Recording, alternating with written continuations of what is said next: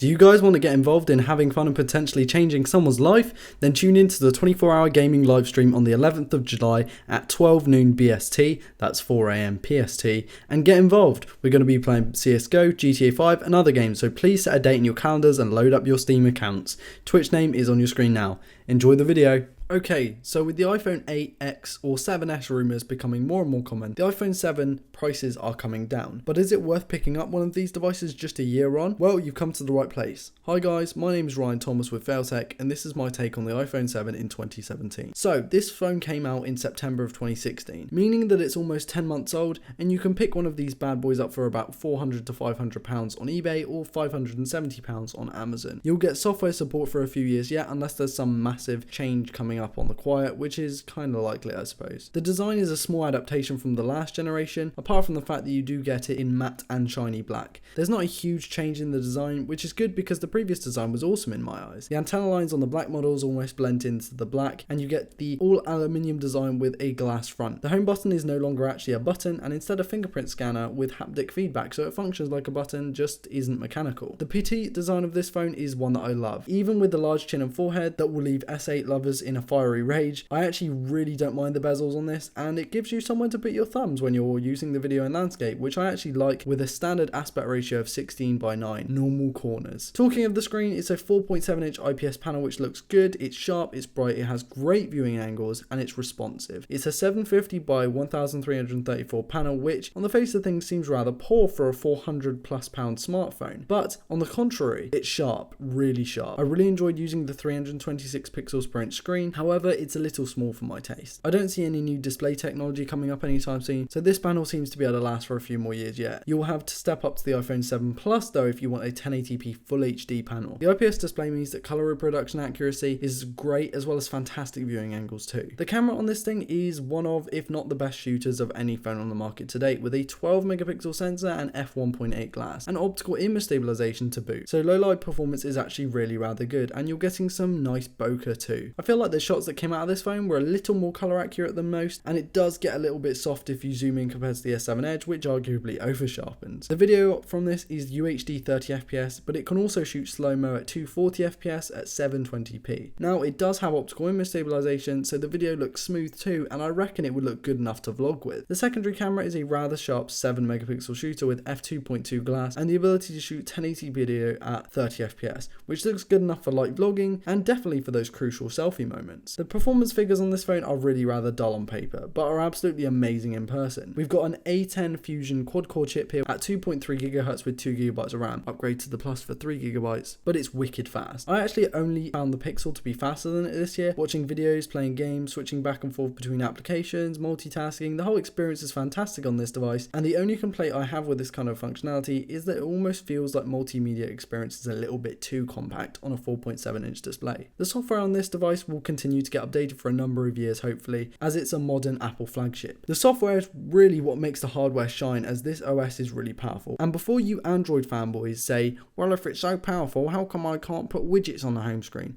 Hold on with your vertical monitors and questionable Chinese phones yet, boys.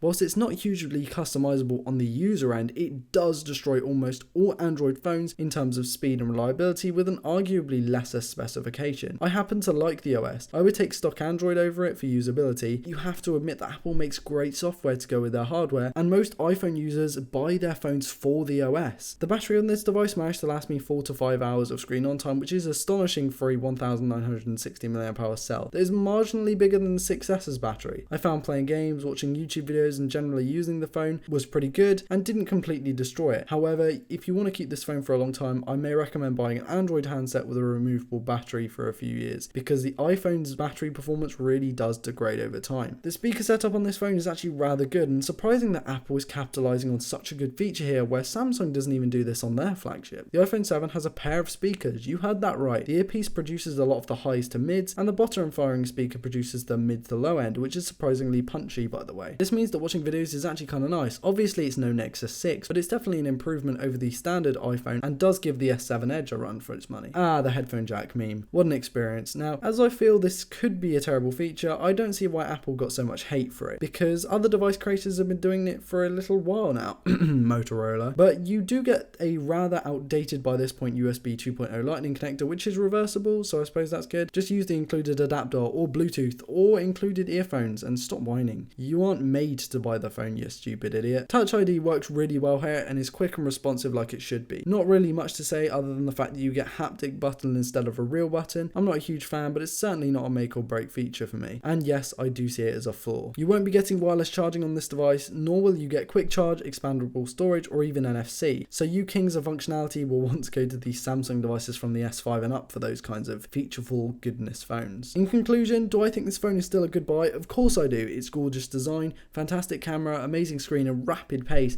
means that it should be good for a few years yet. Oh wait, did I mention that it's also got IP67 rating too? Even more longevity and reliability. Anyway guys, that's it from me. Please do like or dislike the video depending on your thoughts, and comment telling me and the community what you think about not only the video but the phone too. Also, please do subscribe if you're new around here to never miss a video, and thanks for watching, and I'll see you in the next one. Peace.